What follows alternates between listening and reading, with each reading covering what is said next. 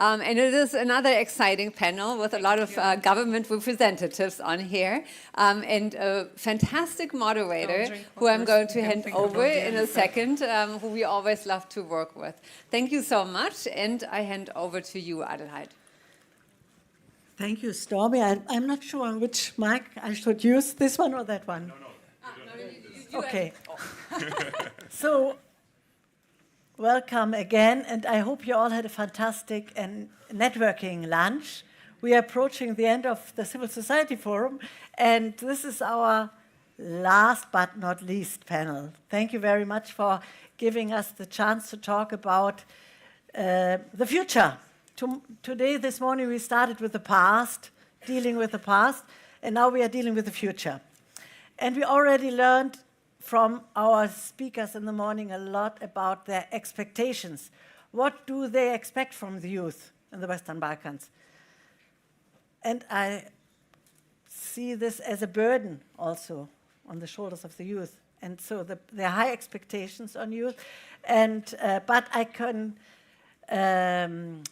promise you that we will have very professional young representatives here on our panel.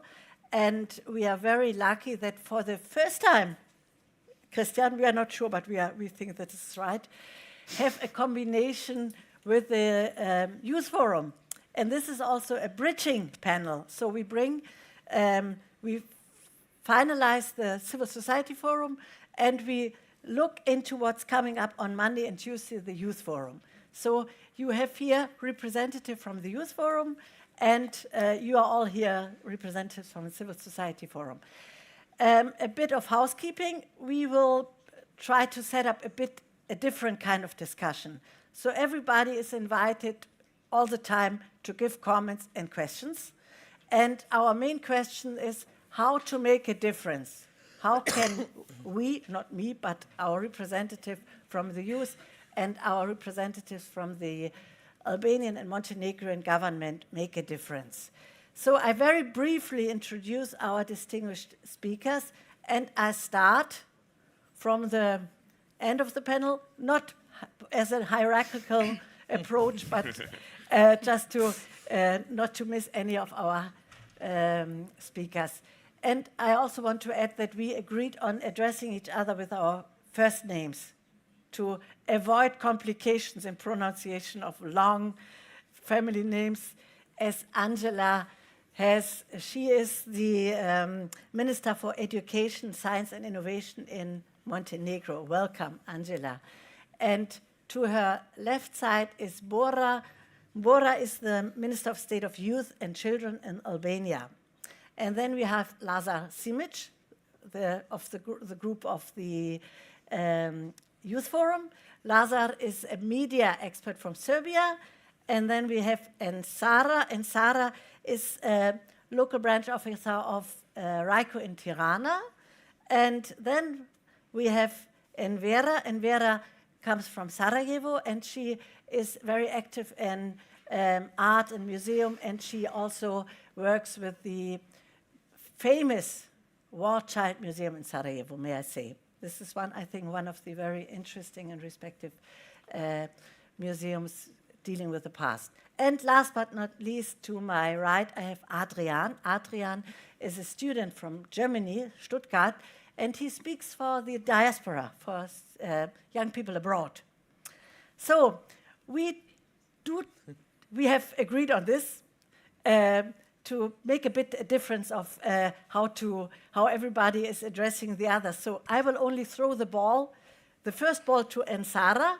She is here on behalf of RICO, and my question to her is, as a beginning, so what do you need to fulfill your mission?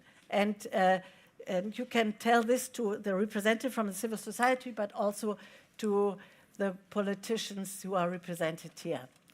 Thank you, Adelheid. It's an honor for me to be here today and represent RICO, especially since in the first panel, on the first day, we had also our Secretary General talking about the achievements in the 10th year of Berlin Summit, and now it's my turn to represent RAICO again and emphasize on what we are doing. As Adel had said before, we start with a youth forum on Sunday on the 13th, and then we continue on the 14th of October as part of the 10-year anniversary, and we were created by the Berlin Summit, so this is, I think, one of our biggest achievements. Based on your question, what we need to achieve, I would want to emphasize again the RAICO's motto: a better region starts with you, but with youth. So what we need to achieve and to improve ourselves is more regional programs, more youth engaged in our programs, and why not continue our legacy in many, many more years to come together. And since I have to drop the ball to someone else, I would want to impose the question to Miss Angela. I know it's not the usual panels that we discuss, but we agreed in this, so I would want to ask, given the high immigration rates of young people in the Western Balkan, how is the education system adapting to provide skills and opportunities that can encourage youth to stay and contribute to their local communities' development? First of all, I would like to greet you all in the name of the Ministry of Education, Science and Innovation of Montenegro. Before becoming a minister, I used to be a university professor for 20 years. So for me, it's really honor and pleasure to have this panel with young people, because actually this is the situation where I feel the most comfortable, and this is the panel where we can really get great feedback and great suggestions of young people that are our future. Before answering your question, I would like to mention something that a few days ago I read one great book of one American writer. It is Artificial Intelligence Economy. And that book actually describes in a great manner what is the biggest challenge of the society today. And that is actually the distance between people. There is one great quote, and I would like to read it. Being connected with anyone, no matter how distant, has distanced us from everyone, no matter how close. So I think that not only for Western Balkan countries, but for the whole world, actually we have to first face the challenge that is based on the distance. That distance may be caused by different factors, by miscommunication, misunderstanding, mistolerance, and all other things. And that is why it is extremely important to have these young people here to give us advices how we should face all these challenges. In Montenegro, I may share with you the experiences of Montenegro. We had huge problems regarding migration of young people, especially young people that finished universities and secondary schools that didn't find some appropriate ambient in Montenegro to continue their professional career. And not for many years, but for many decades, we had that kind of problems that actually the best young people decided to go somewhere abroad and to build their professional career abroad. We define that as one of the greatest problems of our society, because without young people, it is not possible to have future of one society. That is why we created completely new legal and strategic acts in order to define completely new legislation and strategic framework, and to try to do everything that is possible in order to keep all these people in Montenegro. Except that legislation and strategic acts, we also put a lot of efforts in order to include young people in making all decisions at all levels of education, and that is why students and graduate students are members of all bodies at all different levels, not only at university level, but also in government level, and that is defined by our laws. At least 20% of all bodies, all commissions consist of students in order to hear their voices and to include all their suggestions, advices, and so on. We also try to do something regarding economic status of students in Montenegro. So in the previous period of time, we increased all financial support to students, especially regarding scholarships and all other supports that we provide as a government. And something that we also identified as one of the problems is the lack of space for students, especially in the capital city. So we missed the dormitories. You know that the prices for renting apartments now are much bigger than it used to be several years ago. And that is why we provided completely new dormitory in the capital city. We also defined completely new programs in order to support young people for master and PhD programs. We defined that more than 6 million of euros will be allocated to support PhD students from Montenegro that spent their studies not only in Montenegro but at some of the most prestigious world universities. I think that the combination of activities regarding strategies, laws, economic standard of students, and also continuous communication with students is the only thing that may solve this problem. We also introduced one new program that all students that graduate, they have the opportunity to have their professional practice for 9 months. The salaries are provided by the government of Montenegro. So before having permanent job, students, graduated students will have the opportunity to spend 9 months in one company to improve their knowledge, skills, and competencies in some particular field. And what is good is the fact that actually most of the employers decided to leave those young people in company after ending that period of 9 months. So I think that situation in Western Balkan countries is different, actually, regarding this part. But I believe that all of the countries have some successful stories that may be shared and implemented in other countries, and that sharing this experience is of great importance for future and for success of all of us. Yeah, thank you, Angela.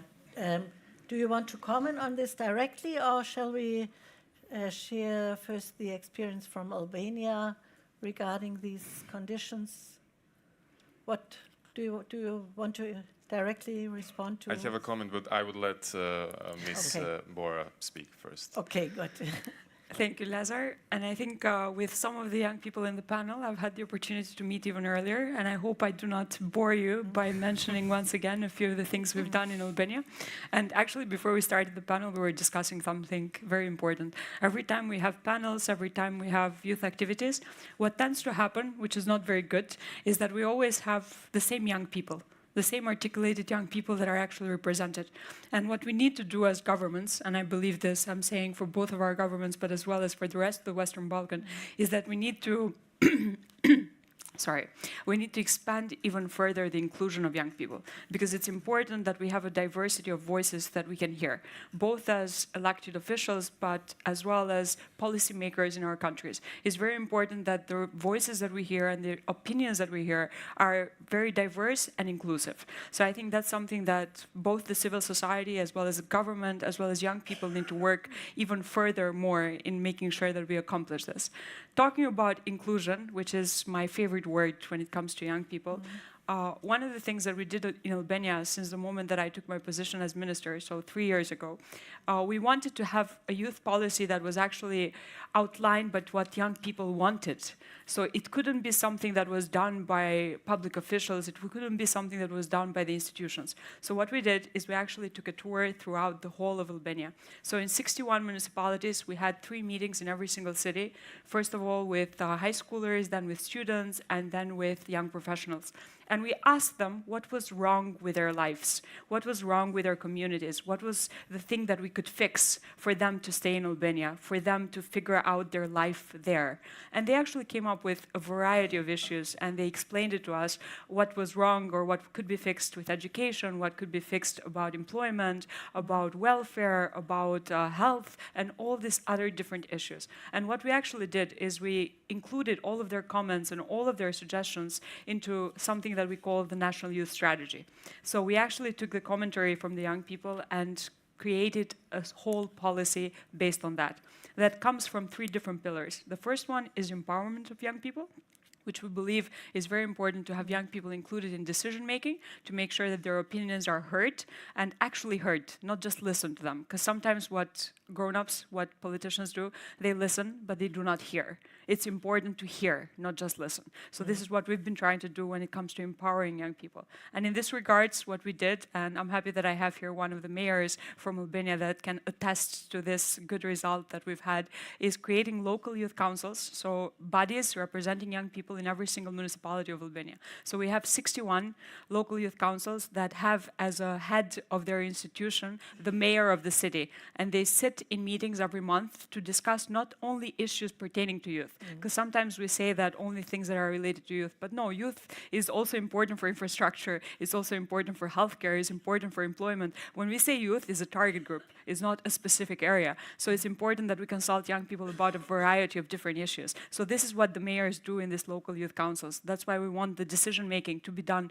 together with young people, and not only at local level, but even at national level. We have a national youth council that actually acts as an advisory body to myself. So practically every policy that we undertake, we gather this community of students and young people and tell them about our policies. And they get to give us their opinions. They actually get to contribute to how we make policies better. So this is the first pillar and one of the most important ones, which is in regards to empowerment and making sure that young people are part of the decision making, both locally and centrally.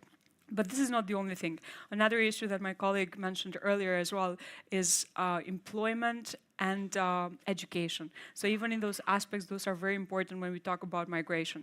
And if we were to talk about education, the direction that Albania has undertaken is the internationalization of our universities. So since our young people are leaving Albania to find a university that is abroad and offers perhaps a better diploma or offers better teaching, what we're doing is we're going to those universities and we're asking them to invest in Albania.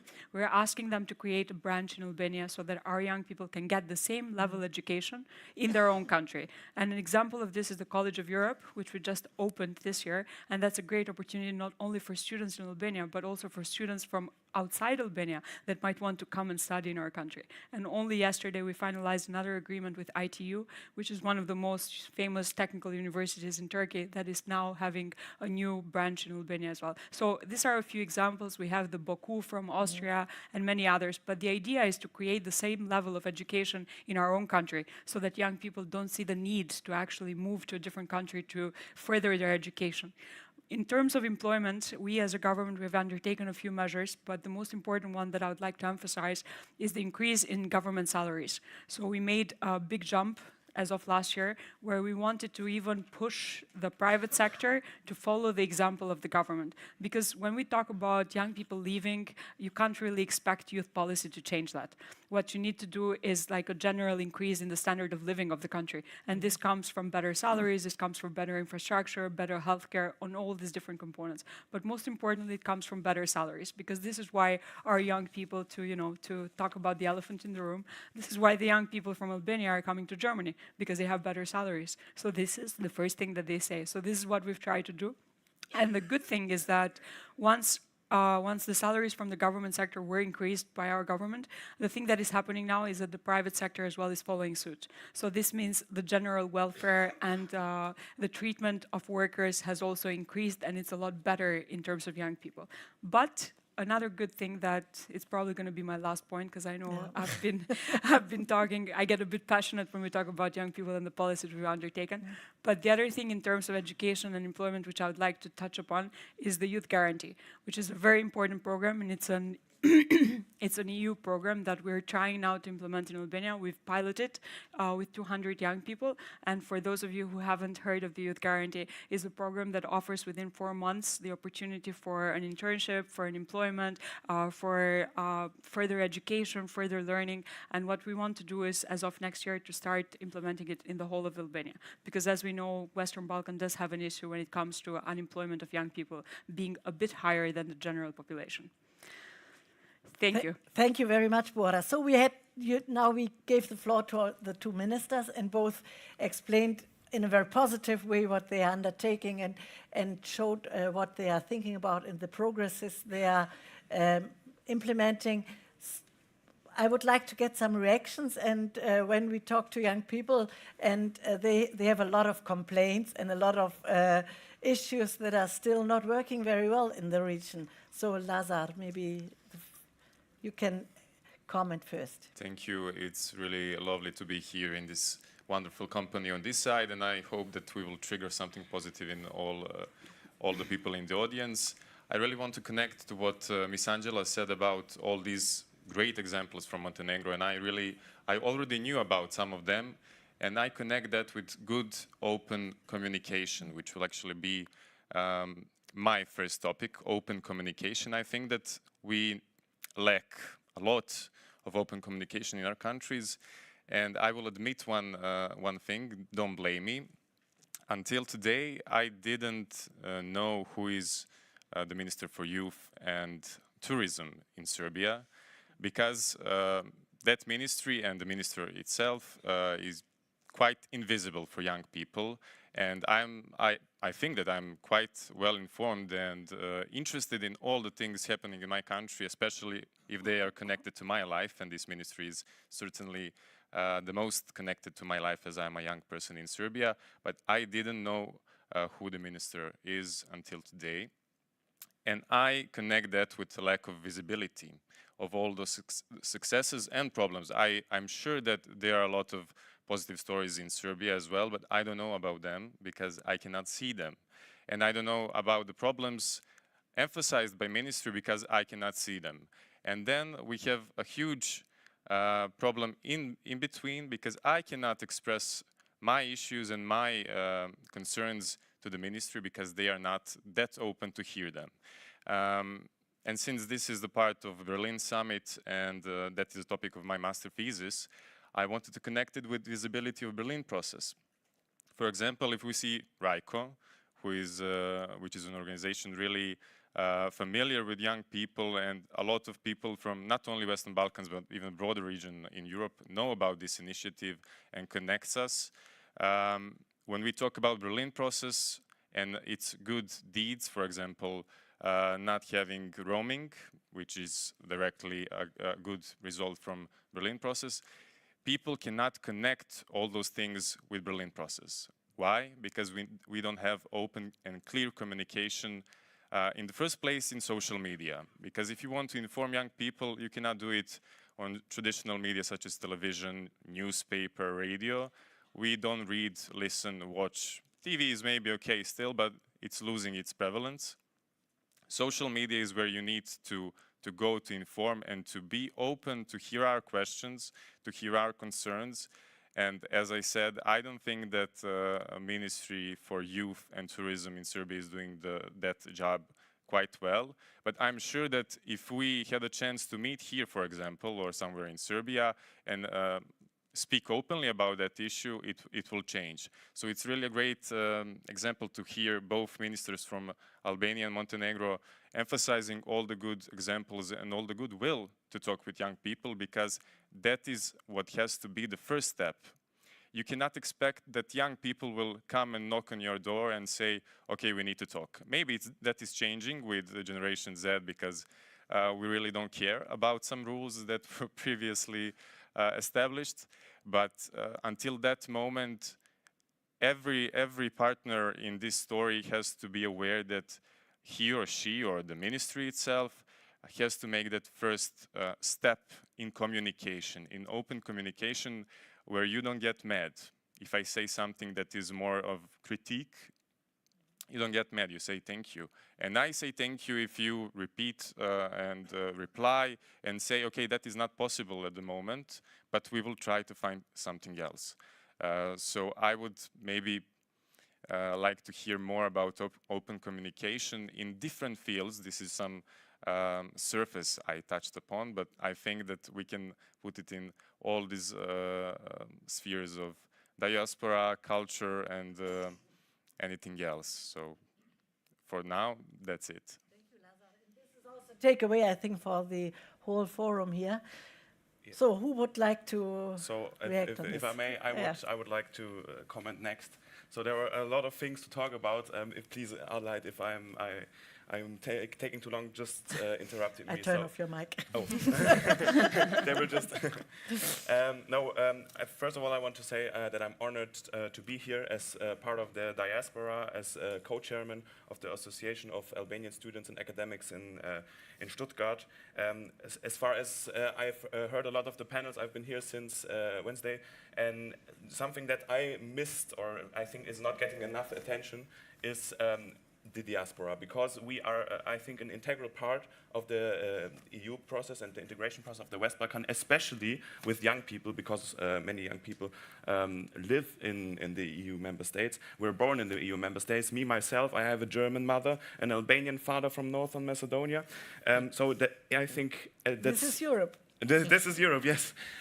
So I think it's very important to take also the diaspora within the process, not only speaking with the EU integration process, but also the process regarding young peoples, as Bora and Angela both said. But I think I didn't know if I overheard it or I missed the part, but you told about what your governments do right now for young people, and I think it's a good thing to think how to get, for example, Bora, you told about the internalization of the universities and so on and so forth.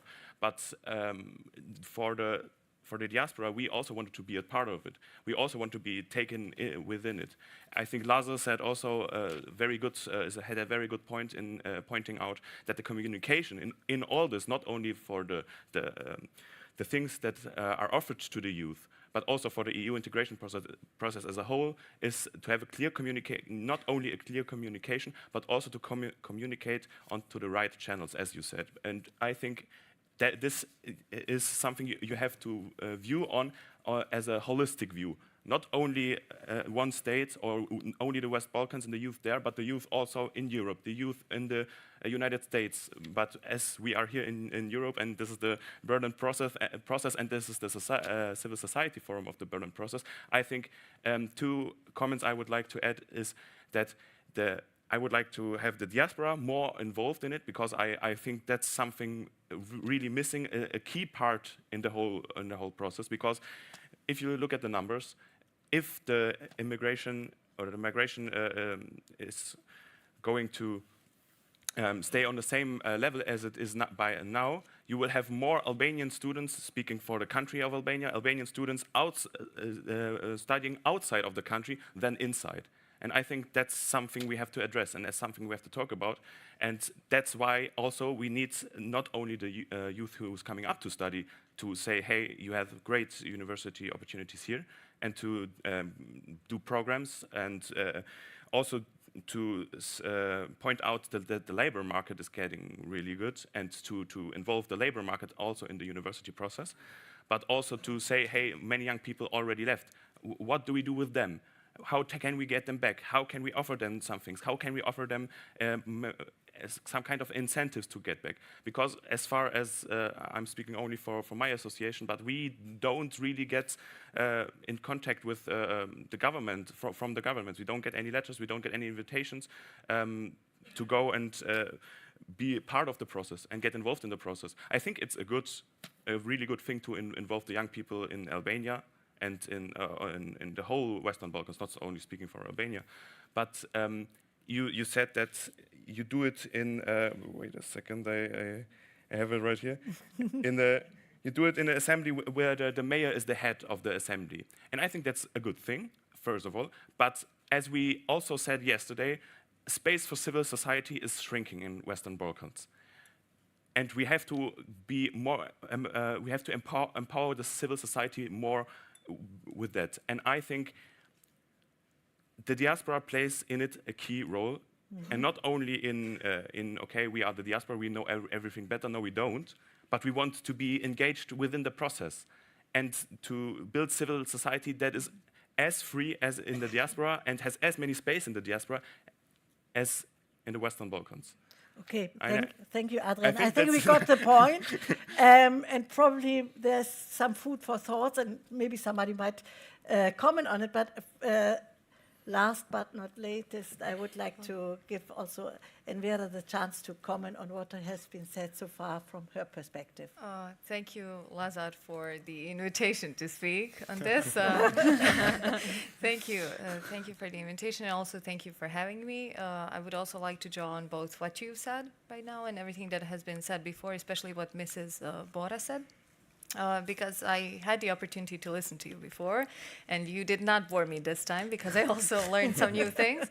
But first of all, what you said about including youth and seeing the same people in some circles, I think that that's also prevalent in the sector of culture in Bosnia and Herzegovina, because we have also noticed, and that's something that has been commented upon during this youth exchange that we're having here, parallel in Berlin, that it's very difficult for youth from rural areas to access some of these opportunities.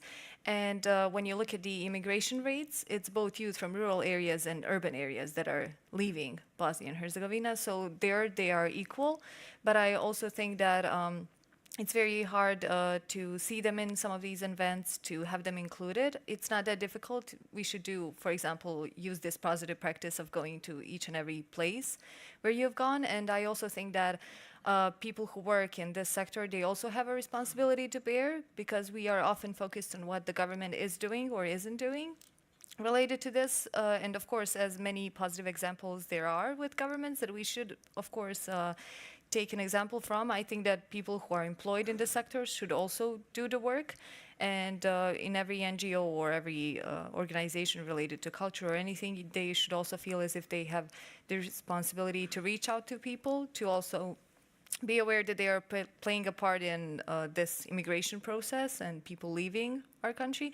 And also what you've said, this is also something we talked about just before this panel, the diaspora role. We in Bosnia, that's one of the bright points that we can highlight. We have, even though it's not fully on the governmental level, the Bosnian community has a great cooperation with different embassies that are very focused on bringing people from the diaspora into the country. Or, for example, recently the US Embassy has performed a project where young people from the diaspora, for example, from Canada or the United States, they come to Bosnia and they do a placement in a local company. And we also have, which is very interesting and specific in the culture and entertainment sector, we have separate shows and programs dedicated to people who have returned to Bosnia to find work placements or to start projects or startups, because startups are very popular with people who are coming to Bosnia from the diaspora.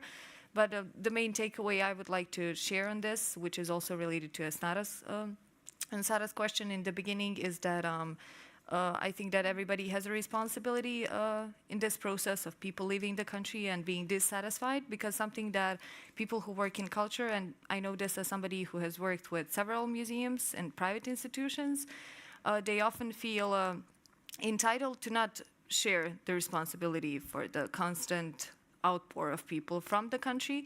And I also think that even though these programs might not be directly related to the cause, they can at least slow down the process. Because, for example, something I've noticed with the work Raiko has done is that there are, as far as I've noticed with many of these events, there are always as equal opportunities for everyone. no matter where they come from and which community they come from, because even in the beginning when I was attending these first events, when I learned of organizations such as RICO, I wasn't living in the capital, so it was still accessible to me. And I think that there are many other great examples, people who are working in very specific fields who try to slow down the process of people leaving and finding work and empowering them to at least think for the time being to stay and then to find, I don't want to say it, but baits for people to stay at the moment. Thank you, Vera. When we were concepting our panel, I heard from the representative from the Youth Forum that they also want the ministers to listen to them and to address their questions. So this is now your turn. What are your reactions, or what would you like to comment on what you have been hearing from the 4 representatives of the youth? Angela. Okay, I will try to summarize. I was listening to you very carefully, and I think that you really mentioned some very important points that are common for Montenegro, Bosnia, Serbia, Albania, and all countries in Western Balkan. First, just not to mention, Bora mentioned one very important thing, which is College of Europe. That is one great example of cooperation also between the countries in Western Balkans. For example, Montenegro adopted to provide 2 scholarships for students in this college, which is placed in Tirana. And I think that this is one example of one good story that should be supported by all other Western Balkan countries. And she also mentioned Youth Guarantee. That is also, we are trying to implement it also as a pilot project in 3 cities in Montenegro. So I think that maybe in the next period of time we should have a seat and discuss to share the experiences, because I'm sure that we will face the same challenges in implementation. Lazar mentioned one very important thing about communication. That is something that also I point out at the very beginning.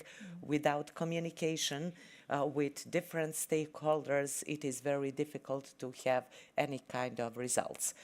Maybe some people are doing great jobs, but if you do not have that appropriate communication, especially with your target groups, then your results will be invisible. Andrian also mentioned one very important topic, which is strongly connected with diaspora.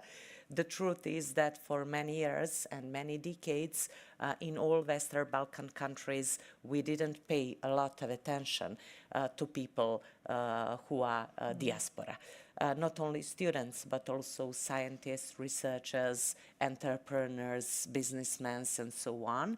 And we identify that as one of the important topics that should be paid a lot of attention in Montenegro.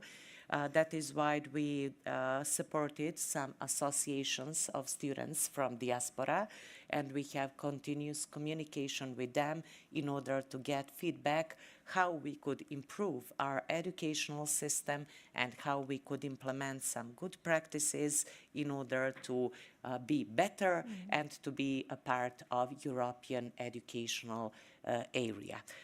Also, we organize, maybe it would be interesting for all other countries, we organize conferences of scientists and researchers from diaspora, and that is a good opportunity also not only to share opinions and beliefs and ideas, but also in this part of research and innovation to start cooperation, especially in realization and implementation of some scientific and research projects, in opening some new study programs and so on.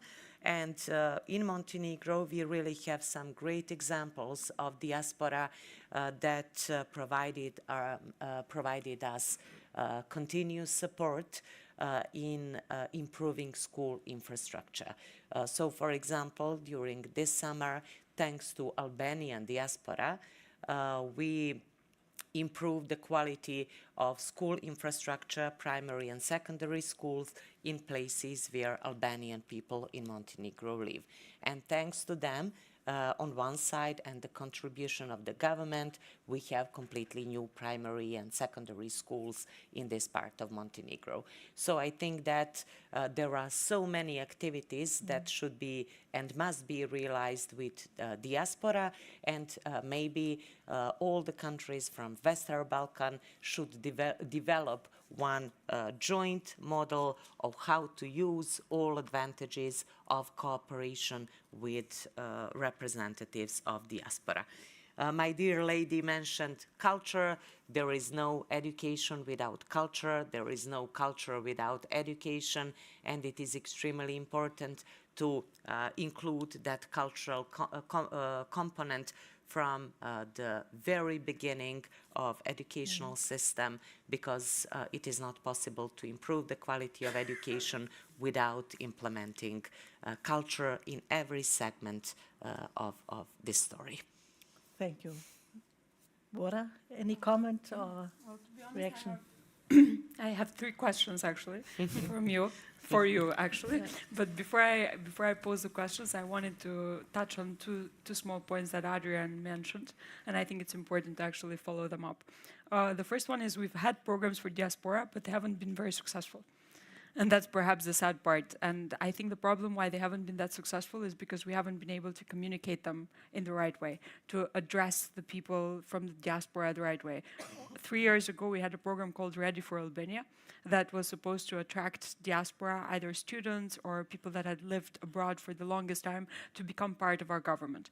And even though we had about 800 applications, which is not a considerable number, the amount of people that actually joined the program in the end was more or less 100. So it's like 1 in 8. So this is what I mean in terms of attracting. But the thing that we should do together, and I'd like to use this panel today to create a new collaboration opportunity, is why don't we sit down together and actually create, before you, I actually had a meeting earlier today with 2 other associations of Albanians in Berlin, but perhaps we can do that as a joint effort and see how can we bring all these different associations together and see what would be the best way both to network as well as to bring forward the cause of the diaspora. Because I do believe that in that aspect, you have more expertise than we do. And you can actually give us some useful inputs on that. So following what I said, my question for you, which I don't think is just a question that you can answer in this panel, but perhaps something that we need to discuss even further, is how do we make it interesting for the diaspora to come back? Because that's the biggest question, to be honest. Yeah. Because, we have a lot of programs, but as I mentioned, it's not easy to make it appealing, especially when you compare Albania or Bosnia-Herzegovina or Serbia or Montenegro with the countries of the EU that are already developed and they already have all the relevant infrastructure, they have the standard of living and all these different things that perhaps our countries don't quite yet have, because otherwise we'd be in the EU already. So, we're going there, but we haven't gotten there. So my question to you would be, how do we make it interesting for the diaspora? Like, that is the first question. And before I pass on, because I have one for each, to be honest. So I had the one with the diaspora. With Lazar, I have a very interesting question, because you mentioned communication and addressing young people and reaching out to them. And I think what our side of the table is facing is with young people that currently don't watch TV, don't read newspapers, don't actually follow up traditional media, and they're only on this terrible thing called TikTok. I think the majority of the young people are on there. So my question is, how do we make it interesting to you so that we can actually give the information that we need to do and talk about our policies, but make it in such a way that you guys actually listen to us and that we make it, appealing? Because sometimes policy is not that appealing, unfortunately. So this is my question, because, communication, media, and everything, I think it's your field of expertise. And the third one that I had for Envera, you mentioned earlier about rural youth, and I think that's something that we also have as an issue in Albania. Like, we do have a large percentage of youth that is in the rural areas. And what I struggle with is how to make it easier for them to be part of the trainings and activities that we actually do. Like, is there something that has been successful in Bosnia-Herzegovina or in the region that you have heard of that you might suggest to us so that we actually try and implement it?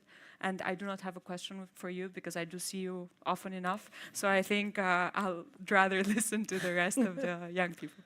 Thank you. Okay. So, It's your if I turn, may, yeah. I can begin. So I already expected such a question from you after I was pointing out that we are in the diaspora not always participating in everything, and that's the main point that I see, not only with the governments from the Western Balkans. That's something I couldn't get to because Adelheid didn't let me. But we also want the European unions, and especially countries where there's a heavy Albanian or Western Balkan diaspora, like Germany, for example, to let us participate in the whole process. And I think that's one of the biggest things where we can get to a really concrete strategy or a concrete plan how to implement things and tools, and not only and programs and workshops, but as I said, it's you have to have a holistic approach and take all factors into account, and to have a strategy for the whole thing, to get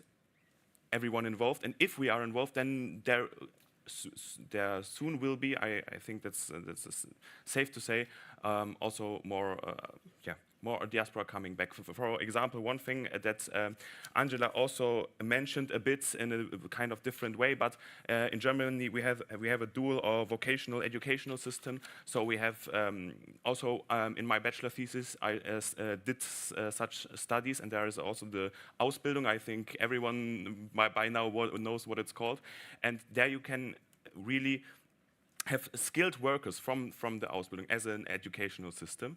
And if they do cooperate with a company and go to school, kind of in a few weeks in school, few weeks at work thing, then you have skilled workers who are willing to work there and who are getting offered a direct opportunity of a job. That could be one factor amongst. So that you're on a good way, but I think we have to more heavily go into this direction and to take into account such factors. But as I said, it's a holistic thing, and I don't want to talk again for 10 minutes, but also to communicate such things, especially with the diaspora. Because we want to sit, we want to participate, we want to sit on the table with you and with the governments of Germany, France, etc. Because we know both worlds, especially children in the second or even third generation. And that's something, it's not all concrete. I don't have a plan and a strategy, and I can say, here we have point 1, 2, 3, 4, 5, and then it will work. But we have to communicate with each other, and the diaspora should be taken in account too, and participate in all the things to get also the migration a bit lower, and to get, as it said, not a brain drain, but maybe a brain circulation. Is it possible to maybe to comment something at the moment, Yeah, in of order course, yeah. not to forget? It is just important to know the context of all the countries in Western Balkans. Actually, people left these countries because of the low standard of living and because of the lack of the jobs. The only way to bring these people back is to increase the standard of living in our countries and to provide them working opportunities. For example, I have a brother. He's living here in Germany. He's a musician, PhD of violin. His wife is professor of music, and in all Western Balkan countries, it is quite difficult to find a job, appropriate job, as a PhD of violin, because we don't have this kind of opportunity. In the same time, my sister is studying medicine here in Germany, also in Bonn. And I think that you mentioned one very important thing, that is vocational education. We also implement it in the secondary school, but what we faced is a huge challenge to implement it at university level. Because the concept of studying medicine, for example, in Germany is completely different. It is great, but you have that kind of professional practice from the first year of the study. And after finishing your studies, you are completely ready for the labor market. And in all Western Balkan countries, we have problems First, where to find the places and the companies where these young people could work. And we have one problem that should be also mentioned, and that is the problems with mentality. Because we usually find a way to get some, even we have the opportunity to have that kind of professional practice, we are trying to find some way to get the report of the employer and not to have that professional practice in the real life. So it means that we have to improve the control mechanism in order to have that vocational training and vocational education in a way that it is realized in Germany. Yeah, thank you, Angela. Before I give the floor to Lazar and Vera, I would like to invite you as well, so the first person can take the seat, and then in the meantime, while you are coming here, Lazar, I think you were the next to respond to the question of Bora. Clear, that is what open communication Short and should be. snappy. Three things about the answer to your question. Thank you for your question. First one, already mentioned channels. If you want to communicate with young people, you don't use, as we mentioned, traditional media. I would suggest using Instagram and TikTok. TikTok for even younger audience, so maybe high school and younger. And Instagram is good for high school and people to 30 or 35 years if you want to include those generations into young audience. And when you do that, you should find authentic, clear, and simple way to communicate. No using of project language, of all those, we are offering that, and that, because we only need 3 seconds to swipe away and say, okay, this is not interesting. I cannot understand what they want me to know, to understand, to be informed about. So you really, I would even say, maybe try to be a bit not using sensationalism, but pop culture. I like to use, for example, pop lyrics or even folk lyrics. Of course, they are polite, and that catches the attention of people who are scrolling Instagram, for example, and they can continue reading what I want to inform them about, and it shows successfully. And at the end, trying to find a familiar face. It doesn't have to be necessarily a young person, but a person who knows how to communicate with other young people. I think that both two of you would be great in communicating directly on Instagram or TikTok with young audiences, because we see from this panel and a previous chit-chat before this that you know how to talk and to make us, younger people, not as successful as you are, not as educated as you are, to feel equal. And that is important. I'm not speaking from this part of the internet and my expertise to this part of the internet because somebody is simply younger than me. And I'm pretty sure that you can do it quite well because we saw that you know how to communicate with young people, to listen to young people. And the only tricky part is to make your language as simple as our. That doesn't mean that we are not literate, but we don't want to waste time reading all those things and thinking, what does this mean and what does this mean? We just want the key information, and then we will get in touch and do all the good things that our Western Balkans region needs. Thank you. So, I think you can he's great. engage him as an advisor. That is my next point. It would be very good to have Lazar as the advisor.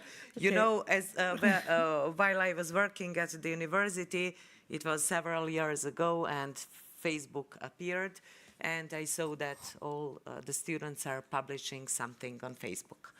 And I asked them, what are you doing? They explained me there is one great social network and all the professors should use it and we should promote contents if we want to attract young people.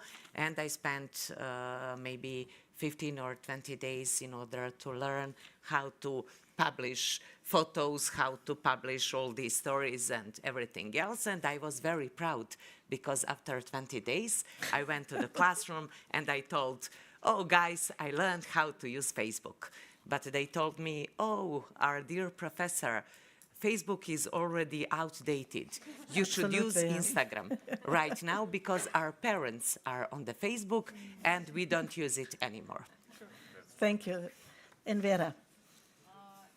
Thank you for your question, because this is also something, what you mentioned, how to attract people from rural areas. This is something we've been dealing with for a long time in Bosnia. First, I think I did say rural, but in Bosnia, rural has unfortunately come to mean anything besides Sarajevo, because many young people have the perception that everything that is worth their attention, both in the context that Lazar mentioned, is happening in Sarajevo. So for many of them, this has become either a hub or a place they have to get to if they want to participate in something. So in our context, I believe it's similar in your country. It's every single city except the capital, because many people feel underrepresented, but something that has proven to be effective in Bosnia, and I've also noticed this in Serbia as well with some organizations, is when you directly have contacts in the field. So if you know somebody in a smaller area, that could first inform people about what you're doing. And then, even though this will sound as if it's very easy to do, then the next thing is money, because you need money to have people to come to a certain area where something is happening, or you need the funds to come to a smaller area. Because in Bosnia, something that has proved effective due to the funds that some organizations have is first direct, open, clear communication in the field with people who are in smaller areas. For example, several times I was the point that organizations contacted when they wanted to do something in Konjic, which is a lot smaller town than Sarajevo, for example, is, or Mostar. And then there is also this issue that many young people who are in these smaller areas, they don't have the funds to, for example, travel to a city where something is happening, or to afford accommodation. So something that has proven effective for us have been these projects where there's always this thing noted that accommodation and travel expenses for participants are covered. So for many people, I'm very sad to say this, but it's still a financial issue of participation. And it's something I've also noticed when we were having conversations with some of the representatives of the German government here with this youth exchange, because one of them pointed out, I'm coming from a rural area and it has been very difficult for me to be active because I needed the funds to travel and to be active in a political sense. And that means that still, unfortunately, engagement is a financial topic as well. And something that we have done, of course, not with great, outstanding success, but something that has proven and that works, is first having somebody in the field who will inform people about the things you're doing, because they need to be informed, and then providing the funds.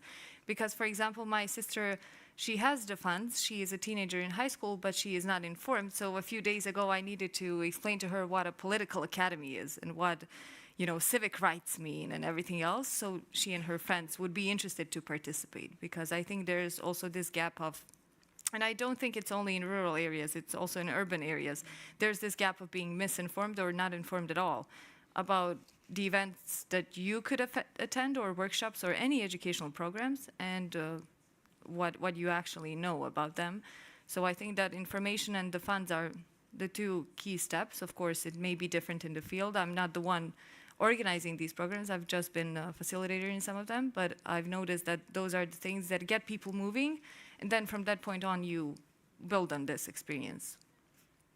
If I may add, Yeah, on what and Sarah, you have we are been trying to do what you said, reaching out to the young people in the rural areas through our RICO local branch offices. At least the local activities that we implement only on our CPs, we try to have them outside of Tirana, outside of the capitals, and we try to go to smaller cities, smaller villages, and to reach out to young people who maybe don't have the opportunity to travel, who maybe, for most of them, it's the first time that they are coming to one activity which is done by the civil society organizations. And we try to do that through the municipalities. We reach out to the municipalities of these smaller rural areas, and we try to gather young people to come. Also, we share information through social media. We have seen that Instagram is very popular with young people. to reach out to them and say to them, we have this activity, but what is more important is to find a topic that interests them. So we need to find and to tackle their interests and their needs and to build a bridge between these two topics so the young people can be interested and can come to your local or regional activities. I think you can also contact Lazar or other organizations like Deutsche Welle to get some consultancy we in have communication. good collaboration with Deutsche Welle, and Lazar is also one of our activists in RAICO regional activities, but also for the local branch office in Serbia. Okay, but we should also include, there are a lot of hands up, so I think we collect some questions. Yes. Please present yourself and then put My your name is question. Valbona. I come from Albania Regional Advocacy Network, Helvetas. We are a Swiss organization working in Western Balkan. I find these like a sort of disruptive panel compared to the others. We have to find the channel of communication, recode ourselves, and reach out in a different way. However, my question, as a matter of fact, is even a message that I take from a group of women, young women engaged in politics, in local politics. And when I came here, they told me, really send this message. And I want to bring their message as a question for you, provoking in a way and responding how to make a difference. Have you ever thought to get engaged into politics? Because what I learned again and again, although I tend to forget again and again, is that change is not about the story and the technical knowledge we have and the good education, but it's as well about politics. It's about the power.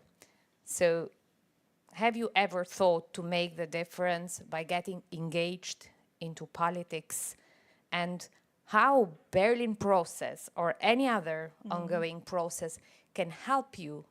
Because our hope, I am mid-age, as a matter of fact, is to you to make the difference. Of course, we take as well our responsibility.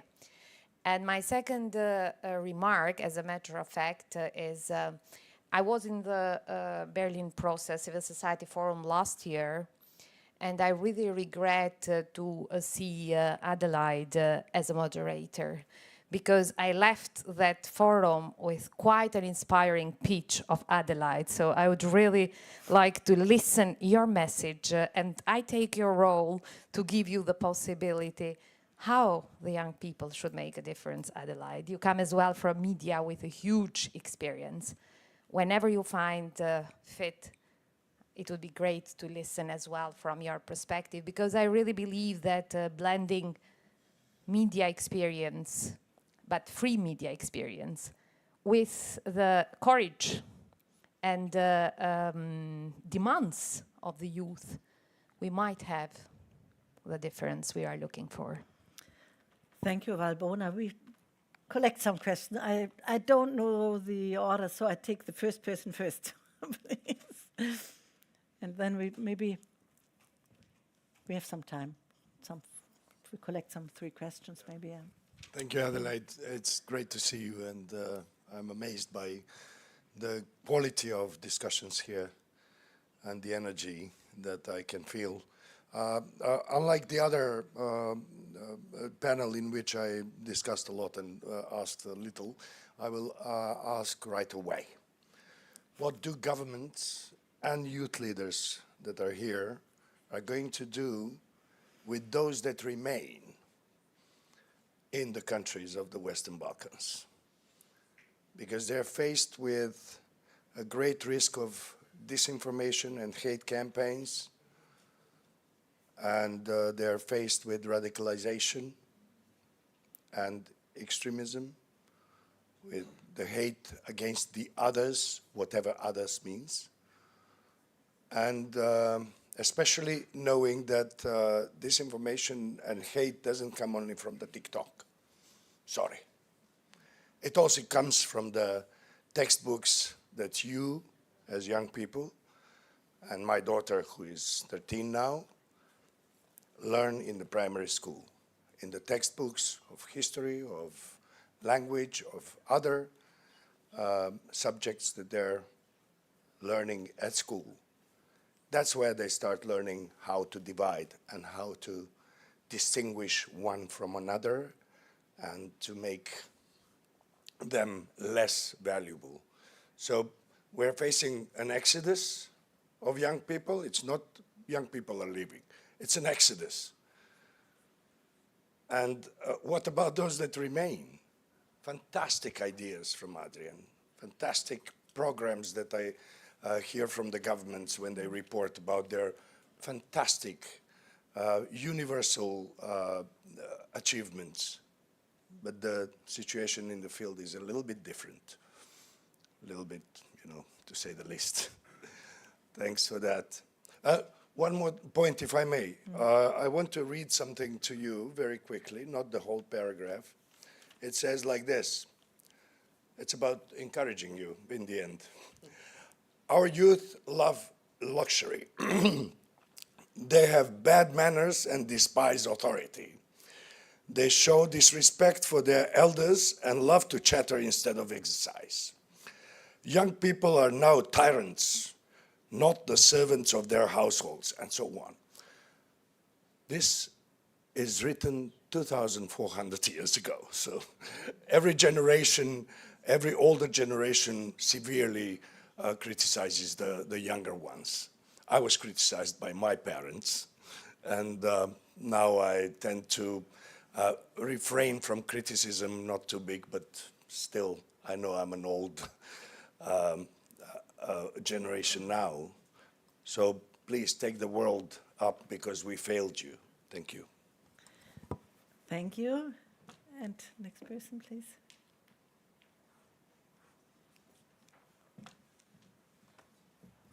Hi, my name is Anelia from North Macedonia. So I feel a bit off topic and out of space because it's the Civil Society Think Tank Forum on a Berlin process when we didn't talk about the regional cooperation. There are many inspiring stories about regional cooperation in the Western Balkans. And since we talked about the channels of communication, the social media of the young people, they do not know what is Berlin process. And if they search on Google, it will say intergovernmental cooperation linked with the future of EU enlargement. So my question is, what is the role of the young people in the EU enlargement processes? Because no one talks about it. Does you consider that the young people have to have a spot on these negotiation processes of everything that is happening? And plus, for the lady from RICO, there is one recommendation in the recommendations from Skopje. It says bilateral issues among Western Balkan 6 countries develops specific bilateral or trilateral youth exchange programs through the RICO. Such programs should also include neighboring EU member states like Croatia, Bulgaria, Greece, with whom we have issues. So I think we should shift a bit the discussion of this panel. And also I would say that it's a bit a disgrace that the last panel is always about the youth. No matter on which civil society forum we go or on a high level forum we go, the youth panel is always the last. And no one mentioned the young people rarely in the gender panel and in the panel for reconciliation, the youth were mentioned. So this is a message from myself, and I would like to see what do you think about the regional cooperation, and maybe to inspire someone that we do regionally cooperate a lot, and we as civil society, we do more in the regional cooperation than the governments do. Thank you. Thank you very much, Anila. I have strict order from the organizational team that we really have to finish on time, 2:45. Is it right? So, okay. So I think we could organize ourselves as the following. Everybody, quick answer. If you don't have an answer or a comment to what they have been said, even better. But then we have the chance for a last round of questions, okay? So, no more questions? Okay. Only answers, quick answers. Okay, it is difficult to be quick because we have so many questions and so many answers, but I will try to say everything in few sentences. Regarding regional cooperation, I think that the Western Balkan countries really did a lot regarding regional cooperation, especially in the field of education, science and innovation. You know that actually most of the projects that are realized at European level, we have participation of institutions from Bosnia, from Croatia, from Montenegro, from Serbia, Albania, and so on. As a professor, I used to participate in more than 60 or 70 international projects like Horizon, like Erasmus, IPA, and so on. And actually, in all of these projects, universities and institutions educational from all these countries were involved. So I think that actually the education, science, and innovation should be the leading point when we talk about regional cooperation. Also, a question about young people, about hate against others, and so on. I think, again, that education plays crucial role, and I think that families plays crucial role as well as whole the society. So I'm sure that these young people may bring Western Balkan in one completely different direction than it used to be in the past. So I'm sure that actually they will be the leaders of all the changes in all these countries. Thank you. Bora? So I'll start off where you left it off. So I won't talk about regional because I think you covered most of it. But the question that the gentleman asked is a very good question. It requires about 45 minutes to give you a complete answer, unfortunately, what we do about those who remain. But the one thing I was going to add here, and I think is very important with our public speaking and as well as with our informational campaigns, we have to change the mentality. Like, what we need about Western Balkan is to change the mentality. What is happening now in Albania is that it has become a trend to live Albania. It's not because there is issues, it's not because there is facts. Of course, that's part of the problem, but the majority of it, it's trendy. It's become trendy to live your country. And I think this is something that didn't just happen in Albania or in Bosnia and Herzegovina or in Montenegro or in any other of the Western Balkan countries. I saw it firsthand when it happened in Poland, because most of the Polish actually emigrated to the UK. And I saw it firsthand with the Italians, and you can see it with any other country that is in their developing period. So if we use terminology like exodus, and if we say that the young people are leaving and nobody will be left there, I think we're contributing to the problem. And we're not contributing to the problem with facts, we're contributing to the problem with issues. I see a lot of hands saying no, but I do strongly believe that when it comes to mentality, it's important to make this difference and to explain a little bit more to young people what their opportunities they have in the countries where they live in. And the second comment I was going to make is in regards to the question that the lady in the beginning mentioned when it comes to engagement to make a difference in politics. Even though I'm not one of the young people, but I wanted to share a slight comment that I believe might be interesting to the Albanian young people. I joined politics exactly for that reason. I used to work in the private sector for 8 years. And in 2021, I thought that politicians weren't doing enough to represent young people. I thought young people needed somebody that looked like them, somebody that actually spoke for them and was their voice. So if I did it, then all of you guys here and everybody in the audience can do it. Just actually go forward, and if you have an idea that you think it's worth saying out loud, then take this opportunity to become the politicians. Because there is a very good expression, and this is my last sentence, that says, if you want to not deal with politics, you can, but then politics will deal with you. So you can't really be outside politics. Thank you. Bien sûr. First of all, thank you for emotions and passion we felt in your questions and comments. I really appreciate it. Balbona, Emilia, and Mr. whose name I forgot, sorry for that. Shortly, I spent many days and months of my student life on the streets, asking for some changes in my country, in my city, in student matters. Some of them were successful, most of them no. But that was my political engagement for now. I'm not excluding political parties and institutions at one point in that everyday politics through political parties, but for now I don't want to be engaged in that way because I think it's taking you to some dark places in the Balkans, to be honest.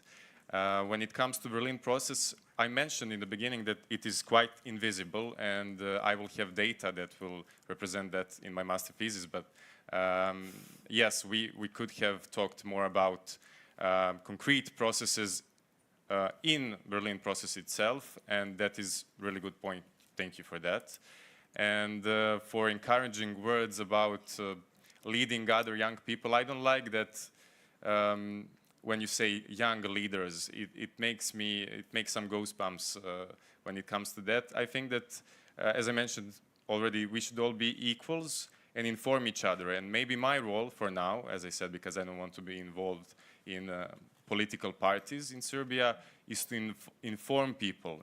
I know about misinformation, disinformation, malinformation. My colleague Ivana is probably proud to mention all of them right now. My role is to inform them and to, as somebody who is always with people from the region, young people from the region, to say, no, Albanians, Croats, Bosniaks are not your enemies. If you see that in the TV when some political leaders are saying it, it's not true. It's something from the past, we can change it, and we are changing it. I think that it's quite revolutionary to sit in this ethnic component and decor today, because I think it wasn't that common for my parents, let's say.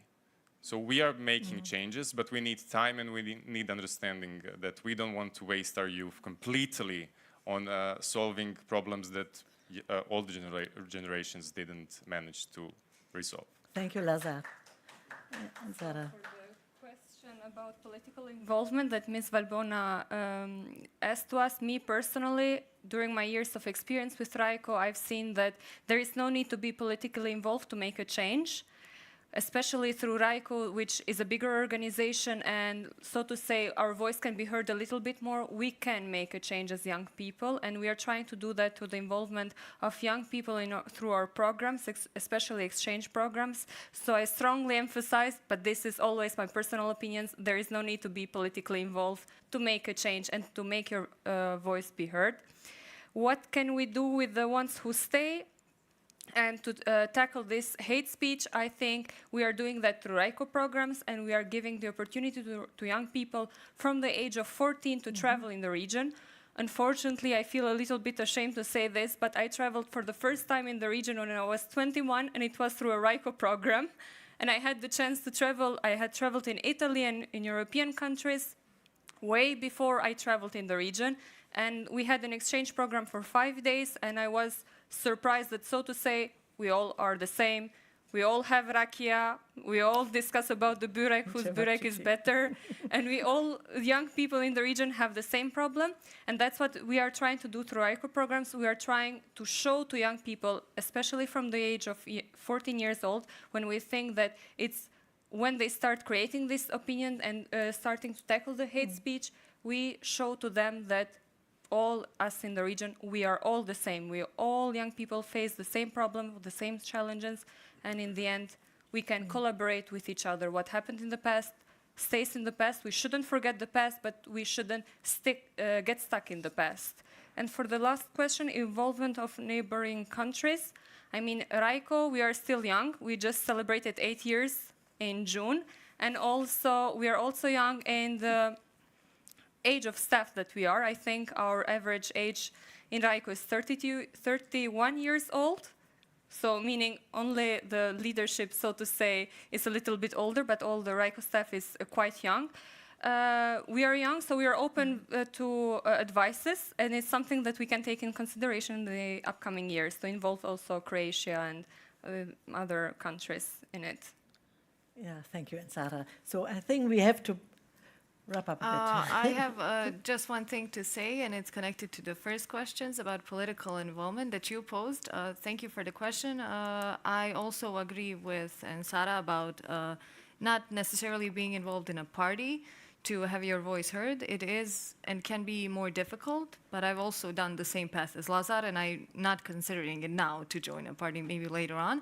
And I also want to point out the fact that in the Western Balkans, compared maybe to some other countries, though some people may disagree, the burden of having to be politically active is bigger than in the rest of Europe, because the historical burden that we carry is bigger, and it makes you want to stay away from it. So I also know that many young people feel this pressure, and it's constantly repeated, you are the future, but many people want to stay away from this narrative. And I think that's also connected with the high immigration rates from our countries, because there are people who want to be involved, such as Lazar and myself, but you also have to have this understanding that because of the things that have happened in the past that you have or have not been a direct participant at, this, what's happening now, is a result of that. So there are many people who do not want to be involved for reasons which are not connected to any of their actions, but the actions of the past generations. Thank you so much. Last but not least, So I try to keep myself short. I just wanted to say, or also emphasize and point out that I completely agree with what Anila said about the civil society and the space that it needs. It's what I try to emphasize through the independence, or to do something about the to reach a more independent civil society, maybe through self-funded things, or through membership-funded things, like we do it in Germany a lot of times. Maybe just a short view from the diaspora. Also on the more rural parts, and on the cooperation with all the other states, we have very successful students in the diaspora from all the Western Balkan countries, and so I think the message there is that we have very skilled people and very smart people, and we just have to. We just have to, from the diaspora, learn from it and also apply it in the Western Balkans. That's why I'm very also honored to be here and to sit finally on the table and have a say in it. And I think one of the most important parts that Lazar also said, and I completely agree with him, is that we have to create rooms where there is meetings and there is communications with all the countries from the Western Balkans, not only at the Western Balkans in conferences, but also in the diaspora. Thank you so much. I could have a long answer to Walbona's question, but I'm afraid I'm not allowed to elaborate on this. But if you allow me just a quick answer as a journalist, you know, we all learn to explain our messages in a very brief and short way. So my question as a very last round to all you panelists is, what have you learned in this panel? One sentence. What is new for you and is worth telling the others? Communication. More collaboration with diaspora and better information for young people. Collaboration is right next to this door. The chances shouldn't be weighted, but we should seek for chances. We should consider political participation. Good one. For me, I would say I have the feeling we are very good invited now as a diaspora to also work in the West. Thank you very much. This was the sense of a reboot, what we have been learning in the morning. Thank you all for participating, and very sorry for not having heard the other people's question, but we are all open for your remarks, questions, and thanks for having us. Thank you so much. Thank you. Thank you. It's been a pleasure. Thank you. Thank you. Thank you. Thank you very much. Okay. Shall we get up? Yes. Yeah.